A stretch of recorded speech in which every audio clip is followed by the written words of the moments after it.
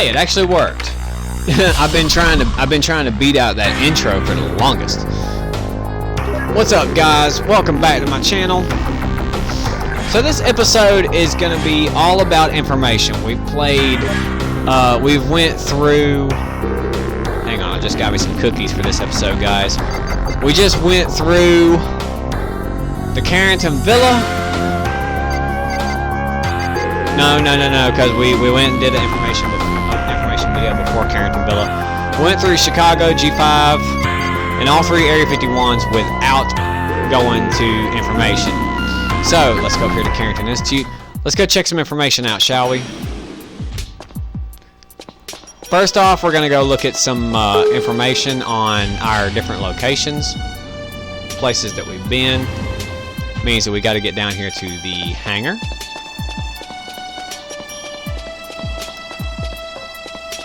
I find it funny that there's couches in the lobby, but there's no actual office.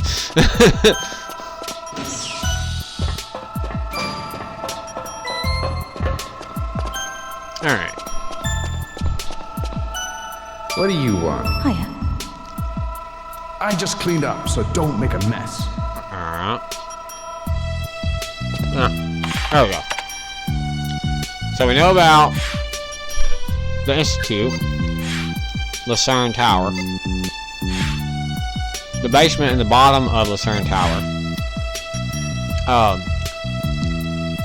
Mr. Carrington's Villa, Chicago, back streets of the city, a seedy, grimy part of the city of Chicago, now closed to ground traffic. It is here the G5 Corporation has its headquarters. Okay. G5 building. The Datadyne Front Corporation inside G5 building is a meeting room protected by anti-recording safeguards. This is the safest place for Datadyne to formulate confidential plans. Okay. Makes sense. Area 51.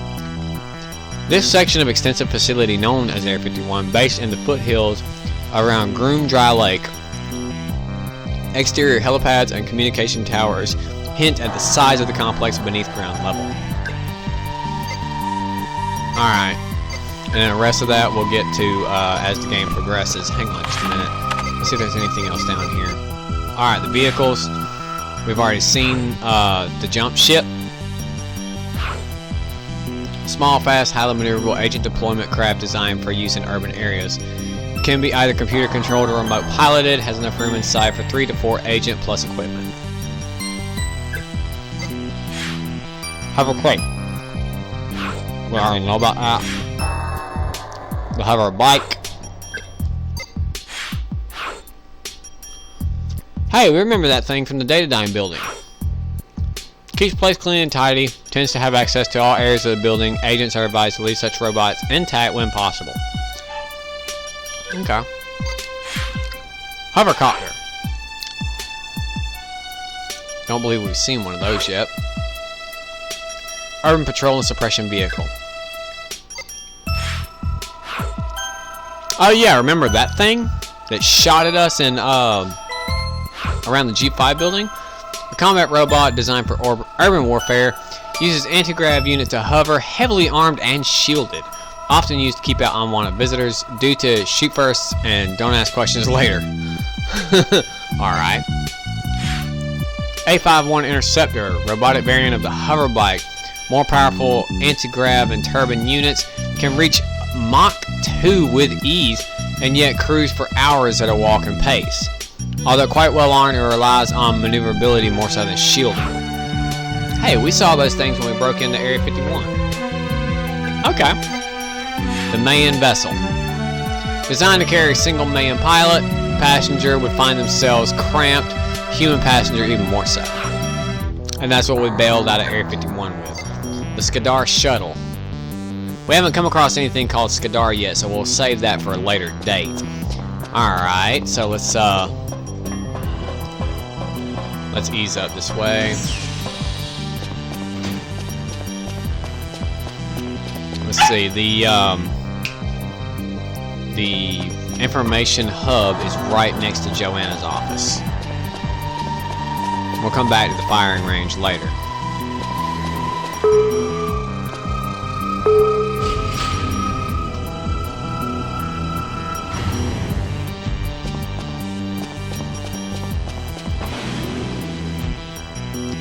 Joanna's office.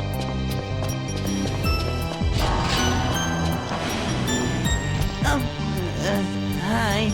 Hey, If you hear any info, let me know, okay? I'm all ears.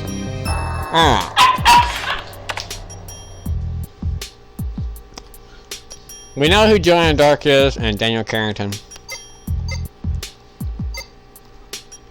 We know Cassandra DeVries and Dr. Carroll. Now, Jonathan, we have not really looked into. He is 28 years and 5 months. So hang on. He's older than Joanna. Joanna's 23 years. Okay. Training status complete. Active status undercover. Our most experienced undercover agent, highly accurate with his chosen weapon or Magnum revolver. Perfectly suited to undercover missions, less suited to out-and-out combat. Before Joanna Dark, he held the honor of having highest recorded training scores. Which you remember, Joanna did so well in her training they had to come up with a new score to show that she had surpassed Jonathan. Alright. Who else is new? We've heard about this Trent Easton character. 46 years, human. Analyst note, head of National Security Agency, has a friendship of sorts with Cassandra DeVries, although it operates more like a partnership of interest.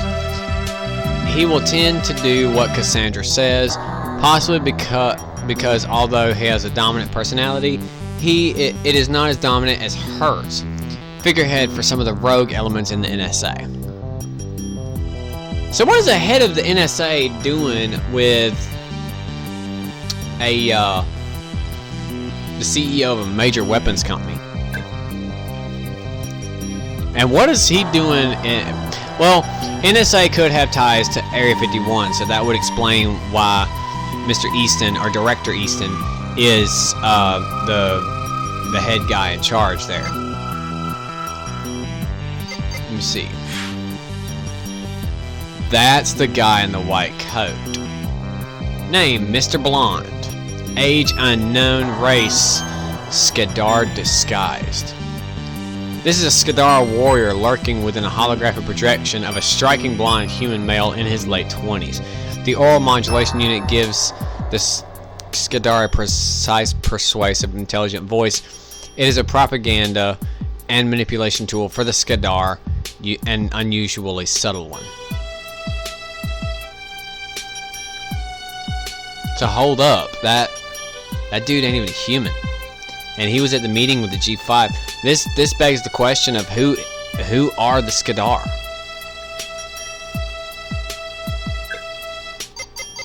Let's go down here and see about Elvis. Name, Elvis. Age 320. Good God! And he's still only 3 foot tall.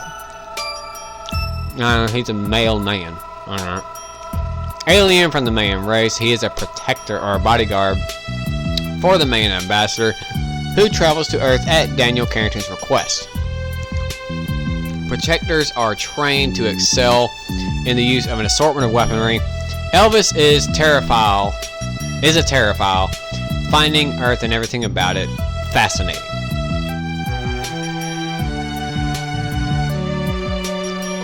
Now, I also find it funny that he ain't got not one stitch of clothes on, but he's got on a pair of Air Jordans. Look at that.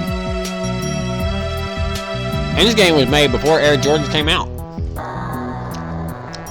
Alright. So we already knew about humans in the game. Now we have Mayans and Skadar Warrior. Now, ladies and gentlemen, at this point in time, take a moment, hit that comment section.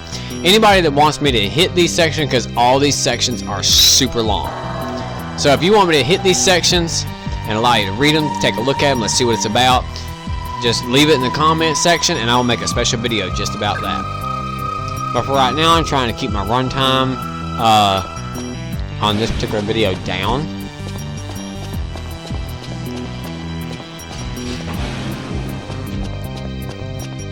hi there. Hiya. Foster was looking for you. Hey there.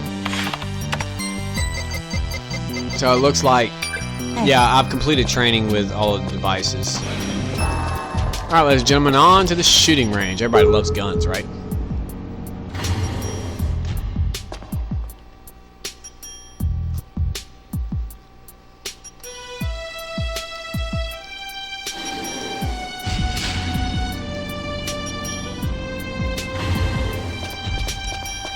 But it still strikes me that,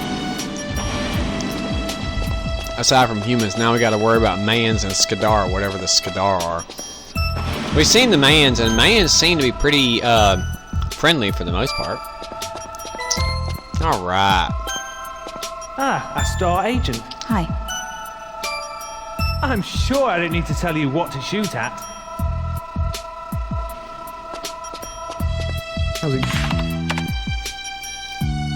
Alright, so we already know about the Falcon 2 and its variants.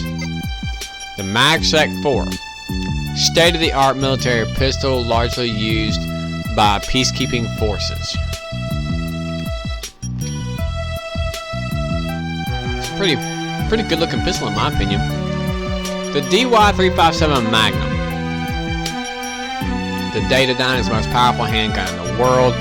Each round has an impressive penetration factor and knocks the target back with the weight and power of the shot. Wow. The Super Dragon. A variant of the Dragon Assault Rifle. Instead of a proximity explosive, it has a small grenade launcher. Excellent support weapon. Blah, blah, blah. Anyway. Shotgun we already know about. The Sniper Rifle. With powerful zoom and high velocity bullets, this Carrington Institute weapon is one of the best sniper rifles ever made. Of course it is. Although it is a pretty badass looking sniper rifle in my opinion. The Rocket Launcher. But we've already had experience with the Rocket Launcher. Tranquilizer. Rapid fire device can be used as a weapon in emergency. But there's I can't read that, guys. Either my eyes are going out or those words are tiny. The grenade we already have experience with. Ooh, a remote mine. A mine that can be triggered remotely. And Going. Okay, so we have a handful of weapons to review now. Let's get in here and take a look at all this. Alright, we've got the Falcon 2, MagSec 4. The MagSec 4 has excellent shot power at the cost of accuracy, especially when using the 3-round burst secondary mode. The only serious drawback of the weapon is a limited magazine size. Goal score 135, 2 minutes. Let's do this for the bronze medal.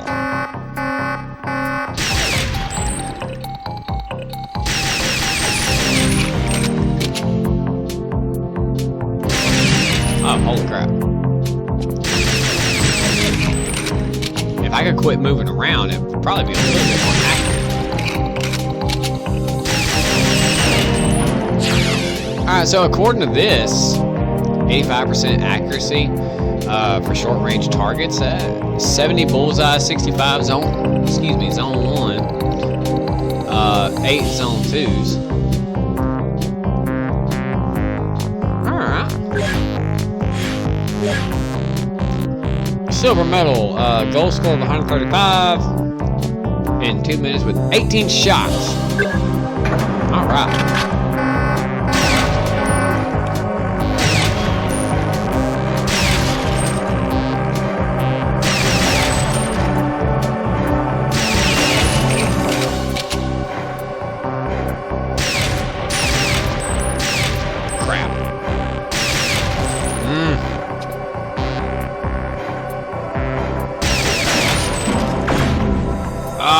What was my 120? So I gotta be a little bit more accurate with this thing, guys. Let's switch it over to 3-round burst. Typically speaking, I see a lot of these challenges depend on the secondary fire mode in the silver medal training.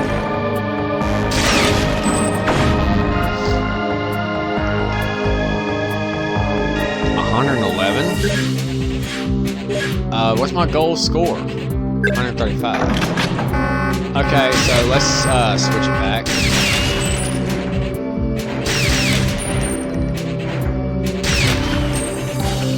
I think I shot the backwards target there. Right there.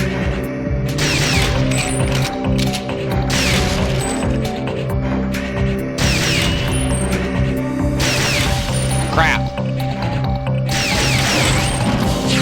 Alright, that time I got it. A score of 135. Let's check out the gold medal. Goal score 80, 4 targets, 12 seconds. Alright.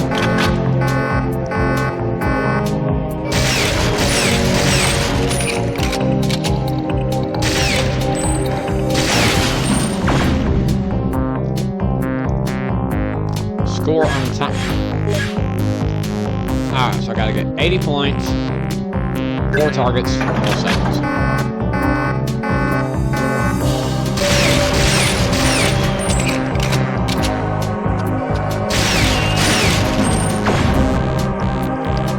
Holy crap, I only made 60.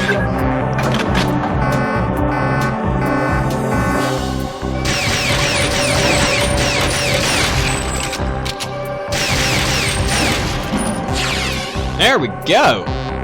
That actually was not all that difficult. Alright, the DY357 Magnum. The key to DY357 Magnum is knowing when to reload. 6-round magazine means that you must always be alert in a firefight. The weight of the handgun can be useful if you have to club someone with it. So I guess this is another pistol that has the pistol whip function. 90 points, 2 minutes. Let's do this.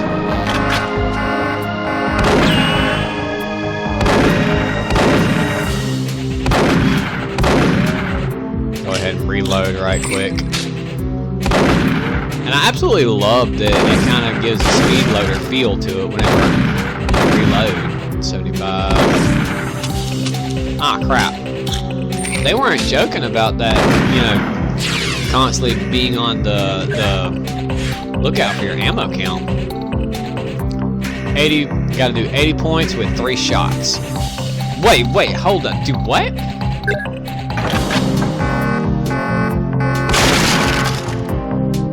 I just got 20 points in 1 shot. 45 in 1 shot. 75 in 1 shot. I see. You gotta line that first shot up to go through. Okay, I got it now. Where's my edge? I'm guessing. There.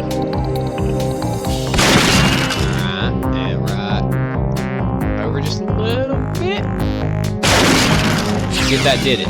Ooh, and it did it. 90 in 3 shots. All right, let's take a look at gold. Gotta get 50 points, 12 seconds with 5 shots.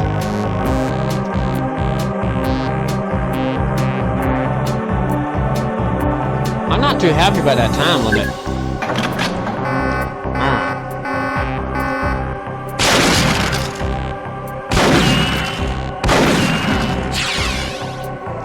That was actually easier than I expected. Alright. Super Dragon. Heavier variant of the Dragon with the proximity mine removed and replaced with a small grenade launcher, accepted by U.S. military as a squad heavy support weapon. It is not hard to see why. Use the test to get used to the grenade trajectory. Okay. I didn't even look at like my parts.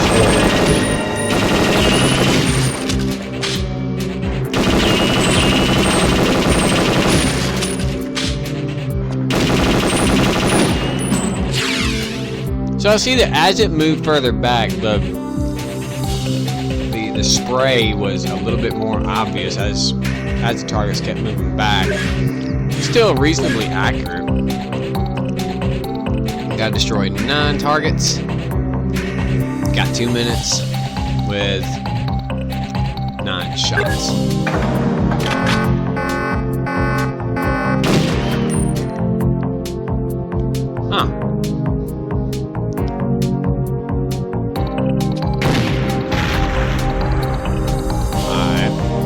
this way. Alright, that works. Gotta aim a little bit higher, I think. Hey, there we go. Okay. Difficulty gold. Gotta get 5 targets in 30 seconds with 60 shots and 4 grenades.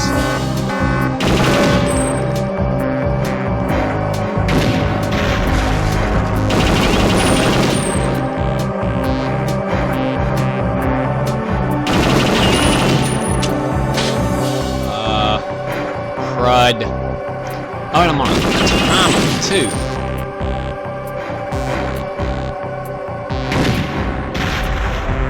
Oh crap, I just fudged that one up.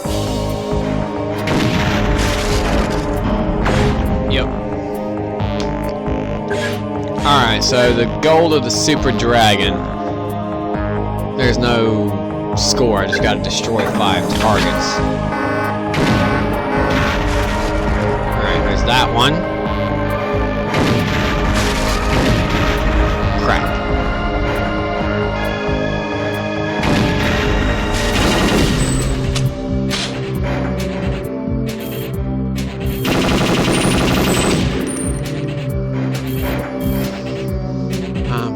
Get this one either. Crap, my controller just wandered like badly. Well, I got all but 1 target. And I think the only reason I didn't get that target is because I wound up wasting that 1 grenade. Alright.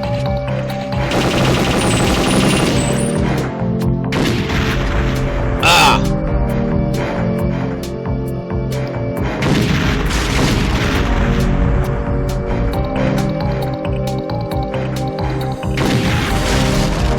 Once again, I'm down to 2 targets with less than a full magazine. Yeah, I messed up on this one as well. I didn't even... Okay.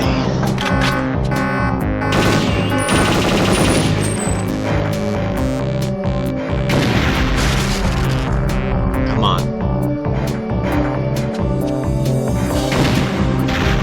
Alright, there's... another one down. If I can just make 1 more, I'll have it. Yes! Alright, so we got gold medal on the Super Dragon. Let's take a look at the sniper rifle. 120 points, 2 minutes. Finally engineered silent sniper rifle with high-powered zoom. The only part of the orientation that you can interfere with the accuracy of the weapon is the sniper. Crouch down to steady your aim. Alright, let's get down to... Oh, these targets are way on the back here. They're like at the very back of the range. But that also makes a little more sense for something such as a sniper rifle, you know?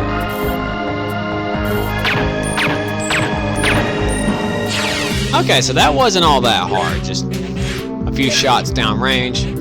120 with a minimum accuracy and 90%. Got 2 minutes. Let's do this.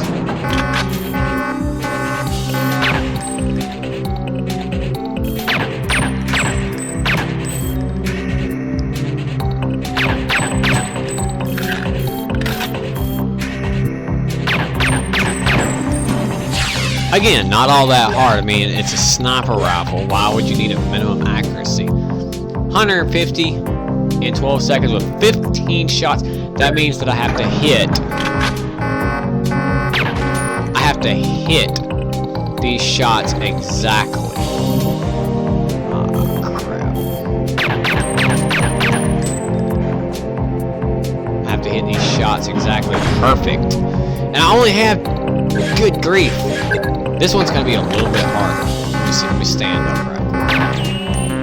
I am very fortunate that I hit that one.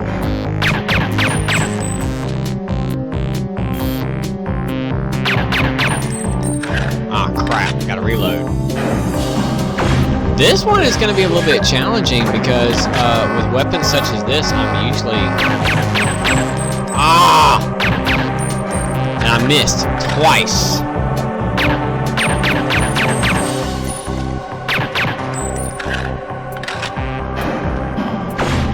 And I messed up on the last reload.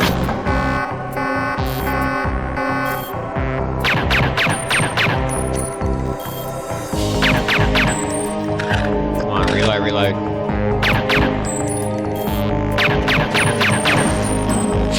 Alright, that time I got it. So, sniper rifle wasn't all that hard. Let's see, tranquilizer. 120 points in 2 minutes. Tranquilizer gun is a common design found in many medical laboratories and hospitals worldwide. It can be switched from tranquilizer pellets to a short-range lethal dose, which uses up a lot more of the reservoir than sedatives. Alright.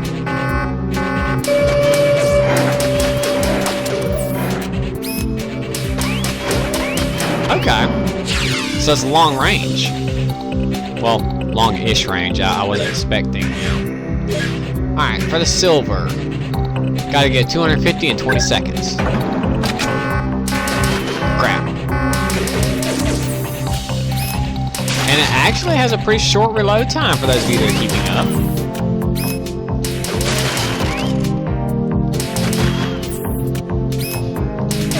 I mean, it's just pop a bubble off and put a new one in. Oh! I made it just in time to 18.93 seconds out of 20. Alright, last one. 18 targets, 15 seconds with 18 Jesus. Alright, let's see here now. That means I gotta hit all of these perfect. Am I doing good so far? We'll find out in a minute. Gotta be faster than that. Holy crap. I didn't even see how far I'd gotten. It would be a lot better if I didn't have to hit every one on perfect. Let's see.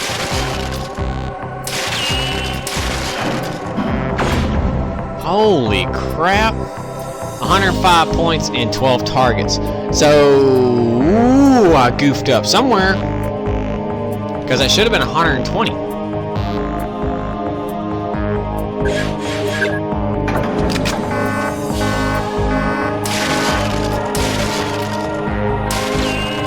I goofed up on that one.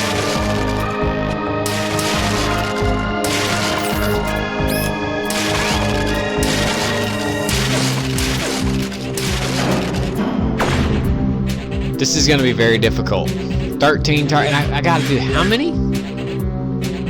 18. Got to do 18 targets. I don't have to be perfect. I don't know why in the world I had that impression. That changes the ball game completely.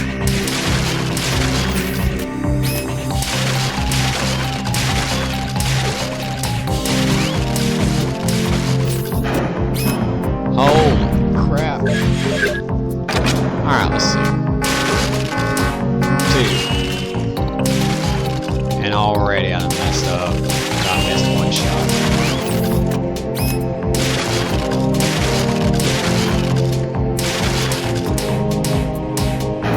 Crap. I missed like 3 shots. I think my side-to-side strafing idea is going to do me better than trying to individually aim on each one of these.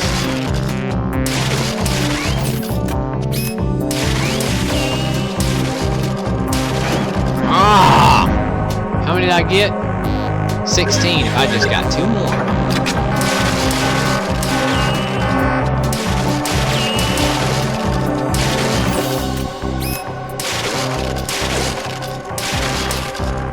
Ah, crap. I missed one. I gotta get 18 targets. So I'm gonna have to move around. I'm gonna have to actually look around a little bit.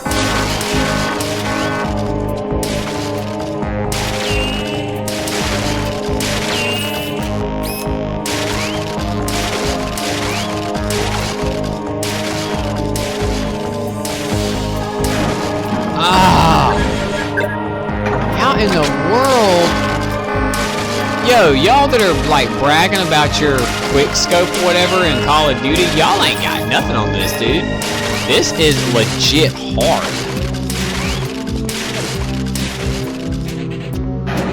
Ah!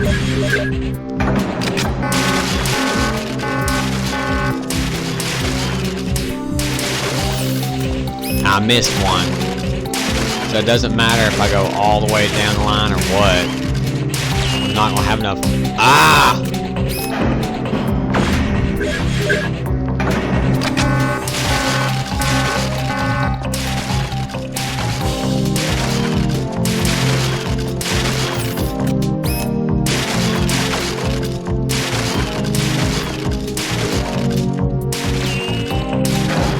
You almost have to pull the trigger without thinking, like, holy crap.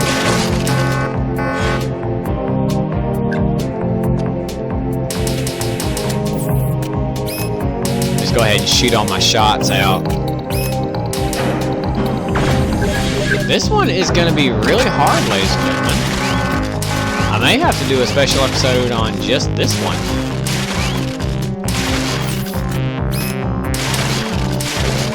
Why did I do that? I just fired off 2 shots. Oh my god. Okay, so what I'm going to do, I'm going to make a special episode on just that one. It might take me a little bit. Alright, remote mine. Laser variety remote detonated mines, especially the same as all that have gone before. Primary mode is placing the mine while secondary mode is the detonator. Can't see the mine, you have to rely on old-fashioned guesswork and timing. Okay.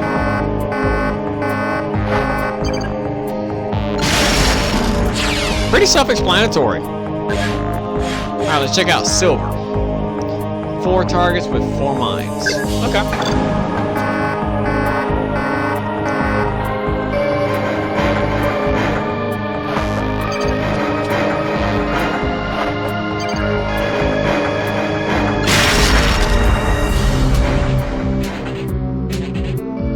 Alright, I have 2 minutes, so I'm not really concerned with...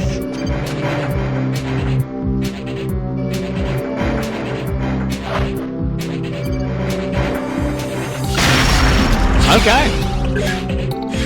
Alright, let's see. Gold medal. I gotta get 7 targets, 12 seconds with 2. Oh, no.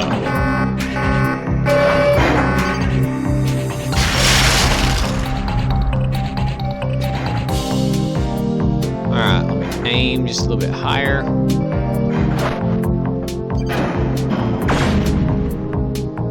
Time over. Alright, let's try this again.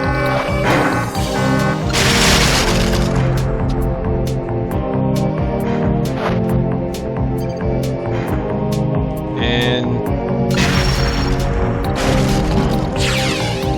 I was a little bit late in that timing. But hey, that's gold medals on everything except the tranquilizer. Like I said, ladies and gentlemen, I will come back for I will come back and do a special episode on the tranquilizer because that beast is hard. I know some of you are probably sitting there thinking, what? Wait, no, that can't be that hard. That's easy. Just aim. Guys, those of you that think it's easy, go out there and get the game. Whether you get it for Nintendo 64, you get it for Xbox 360, go check it out. Now, just as a quick, like a checkup, here we have the cheats. Now for fun, we have monkey mode, small Joe, small characters. All of these are specialized cheats that you get for completing different missions. Like, check this out. Complete Carrington Institute defense for cheat enemy shields. Complete Pelagic 2 exploration for cheat enemy rockets. Why in the world would you give your enemies rocket launchers? But okay, this is the only one that has anything to do with the Institute training. Well, here we go. Win golds at the firing range to enable classic guns. So far we have the PP9i,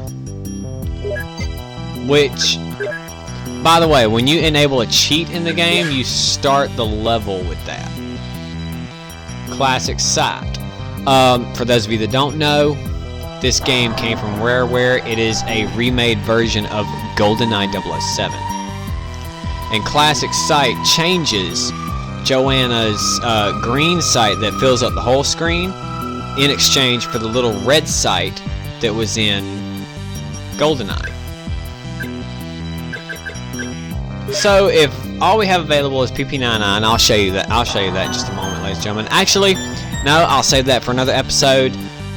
Later on down the line, I will showcase all the cheats available and probably showcase an achievement video where we unlock these cheats.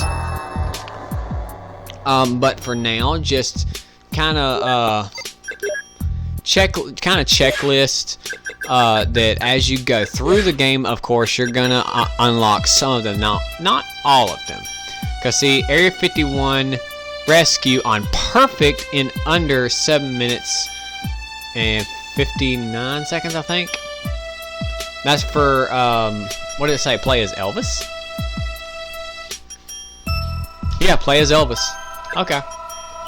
So yeah, I mean, you get different cheats for fun, just to play around with the game. This is what gamers did before this great thing that you guys call mods now. This you see it was labeled cheats, but it was a little fun thing that you could do to play around with the game, play around with the mechanics of the game. But yeah, so there's all the new guns and new information. We got new characters, new faces. Now we got to beg ourselves the question, who are the Skadar? We know who Datadyne is, and the head of Datadyne being Cassandra DeVries. We know who the Carrington Institute is, Joanna Dark, who is our main character, works for Carrington Institute, and the head of the Carrington Institute is Daniel Carrington. We've discovered the Mayans, however you want to pronounce it. And we actually rescued Elvis from Area 51. But now we gotta, as the story unfolds, we gotta ask, who is the Skadar? You know, what are they doing, and what is Mr. Blonde's role in all of this? We seen Mr. Blonde, the first time we ever saw him, think back in our first episode, we saw him right outside, on the roof of Lucerne Tower as Joanna made her getaway with Dr. Carroll. That was the first time we saw Mr. Blonde, but all you saw of him was part of his trench coat and you heard his voice. Later on down the line in the G5 building, we see Mr. Blonde again sitting all cozy talking to Cassandra DeVries with no less than the head of NSA, National Security Agency, Trent Easton. And you got to ask yourself at this point, you know, what is really going on? I mean, this has got to be more than just a weapons company at this point. So all right, ladies and gentlemen, that'll be the end of this video. Like I said, later on down the road, I'm going to do a special video on that tranquilizer at the shooting range, and we'll figure out some way to get a gold medal on that puppy, because that is some old kind of hard. Any of you that think you're good at Call of Duty or what's the other classic shooter, or the other popular one, Medal of Honor.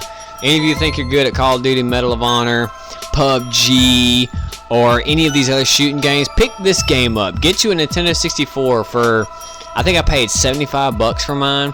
Find a copy of Perfect Dark for $35-40, maybe $50, depending on where you shop. Or you can download it off of Xbox Arcade. I think I paid, I can't remember exactly how much I paid. And since I've already bought the game, it's not going to show me how much it is. But, yeah, guys, or if you got a buddy of yours that knows this particular game or has this particular game, you know, say that you want to try it out. I want to go to shooting range and try out the Tranquilizer Gold, you know, and give it a try. That challenge is legit hard. So anyway, so that's the end of this video, ladies and gentlemen. If you like what I do, hit that thumbs up. Let me know I'm doing something right. Like I said in the information section, if you want me to go down those long sections of the backstory and all of that other good jazz, let me know in the comment section. I'll do a special video on just that. If you see something that I missed or something you want to add to the video, leave it in the comments section. I read all my comments, even if I don't understand them or they're in a different language. If you like this video, I so enjoy doing it, and I'm so glad you're here watching it, and hopefully you'll tune in next time to see the next adventures of Joanna as she, what is our next mission? Let's see, what is our next mission? I apologize for the dogs, ladies and gentlemen.